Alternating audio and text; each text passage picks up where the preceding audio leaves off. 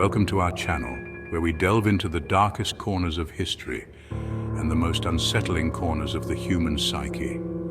Tonight, we bring you 3 tales guaranteed to make you question the shadows in your room. 3 stories of explorers who ventured into the unknown only to be swallowed by it. These aren't just stories, they're warnings whispered on the wind, carried on the backs of ravens across desolate landscapes.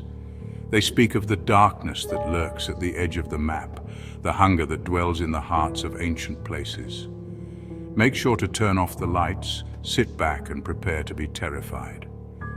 The path of an explorer is fraught with peril, and sometimes the only thing left behind are whispers and shadows. Our first tale takes us deep into the heart of the Aokigahara forest, a place the locals call the Sea of Trees. Located at the base of Mount Fuji in Japan, it's a place of stark beauty, shrouded in an almost unnatural stillness. Sunlight struggles to penetrate the dense canopy, casting long, eerie shadows that seem to writhe and shift with a life of their own.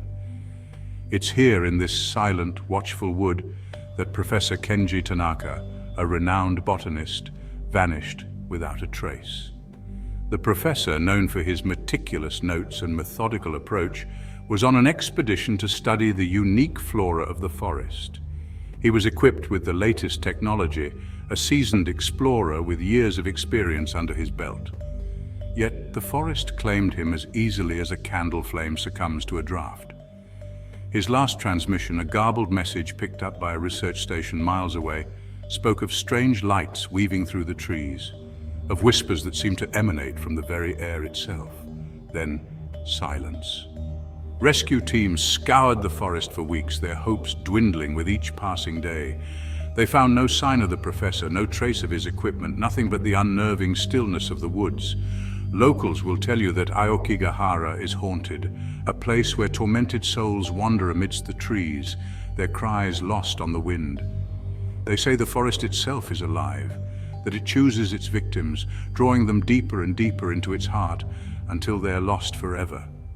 Whether these stories are true or simply the product of overactive imaginations, one thing remains certain. Professor Tanaka was never seen again. Some speculate that he lost his way, succumbing to the disorienting nature of the dense woods. Others believe he fell victim to the treacherous terrain, swallowed whole by the unforgiving landscape.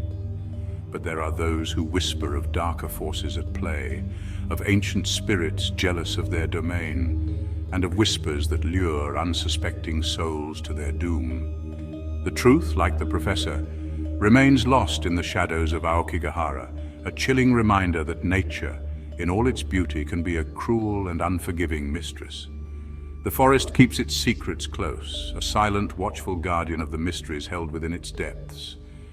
And as the years turn into decades, the legend of Professor Tanaka's disappearance continues to haunt the minds of those who dare to enter the Sea of Trees, a chilling reminder that some mysteries are best left unsolved. Our next story takes us to the dusty, forgotten corners of the American West, to a place known as the Black Tooth Mine. Once a bustling hub of activity, the mine had long since fallen into disrepair, its tunnels silent save for the drip, drip, drip of water echoing through the darkness. It was here, in this tomb of timber and dust, that a group of thrill-seeking college students decided to tempt fate. Armed with headlamps and youthful bravado, they ventured into the belly of the mine, their laughter echoing off the cold, unforgiving stone. They were eager to capture evidence of the paranormal, to document the mine's haunted history for their online channel. Legends spoke of miners who had died tragic deaths within the mine's depths, their souls forever bound to the place of their demise. It was said that their pickaxes could still be heard echoing through the tunnels, a ghostly symphony of labor and loss. The students, however, dismissed these stories as folklore, mere whispers in the dark. They ventured deeper and deeper into the mine, their headlamps cutting through the oppressive darkness. The air grew thick with the smell of damp earth and something else, something metallic and ancient. As they moved through the tunnels, they began to notice strange symbols etched into the walls, crude markings that seemed to writhe and shift in the flickering lamplight. The laughter died down, replaced by an uneasy silence broken only by the sound of their own breathing. They reached a cavern, its entrance shrouded in an unnatural darkness that seemed to devour the light from their headlamps. It was here, at the very edge of their illumination, that they saw them. Shadowy figures, tall and gaunt, with eyes that glowed an eerie yellow in the darkness. The figures moved with an unnatural grace, their forms shifting and flickering like flames in the wind. The students froze, their blood turning to ice in their veins. Their cameras, once held steady with excitement, now trembled in their hands, capturing blurry images of the horrors that surrounded them. One by one, the headlamps began to flicker and die, plunging the students into absolute darkness. Their screams echoed through the tunnels, a chorus of terror swallowed by the earth itself. When rescuers finally arrived, drawn by the abandoned vehicles parked near the mine's entrance, they found the mine eerily silent. The students were gone, vanished without a trace. The only evidence of their presence was a single camera, its lens shattered, lying on the cold, hard ground. The footage recovered from the camera was fragmented, distorted, but what little could be gleaned was chilling. It showed the students, their faces contorted in terror, surrounded by those same shadowy figures, their eyes burning bright in the darkness.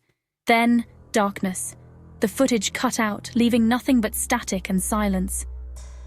The Black Tooth Mine claimed another group of victims, their souls added to the chorus of whispers that echoed through its haunted tunnels. The mine stands silent now, a monument to the darkness that lurks beneath the surface, a chilling reminder that some places are best left undisturbed. Our final tale takes us to the scorching sands of Egypt, to a long-forgotten tomb swallowed by the unforgiving desert. A brilliant but reckless archaeologist, I was obsessed with uncovering the lost tomb of Nefertari, a pharaoh rumored to have been cursed by the gods themselves. Local legends whispered of a powerful artifact hidden within the tomb, capable of granting immortality, but at a terrible cost. Dr. Wright dismissed these tales as mere superstition. I assembled a team and set off into the vast desert, determined to uncover the truth. After weeks of searching, they stumbled upon ruins half buried in the sand. The air hung heavy with a sense of dread. As they cleared the entrance, hieroglyphs warned of a terrible curse. My eyes gleaming with excitement, I ignored the warnings, convinced they were mere deterrents. As they ventured deeper, the air grew colder. The walls depicted scenes of Nefertari's reign. They reached the burial chamber, its entrance sealed with a massive stone door. Inside, a sarcophagus stood, adorned with gold and jewels. It was here, I believed, that I would find the artifact of immortality. As she stepped closer, she noticed the same hieroglyphs warning of a curse. Undeterred, Dr. Wright instructed her team to open the sarcophagus. As the lid was lifted, a wave of cold air washed over them. The sarcophagus was empty. Suddenly, the torches died, plunging them into darkness. A scream pierced the silence, followed by shuffling feet and panicked cries. When the sun rose, the tomb was sealed shut. Dr. Wright and her team were never seen again. The desert had swallowed them whole, a chilling reminder of the curses that lie dormant beneath the sands. Thank you for joining us on this terrifying journey into the heart of darkness. The explorers we've encountered tonight serve as chilling reminders that the pursuit of knowledge and the allure of the unknown can come at a terrible cost. If you enjoyed these tales of the lost and the forgotten, be sure to like this video and subscribe to our channel for more explorations into the shadowy corners of our world. And until next time, remember, sometimes the most terrifying monsters are not the ones we imagine, but the ones that lurk just beyond the edge of the map, waiting to claim those who dare to venture too far.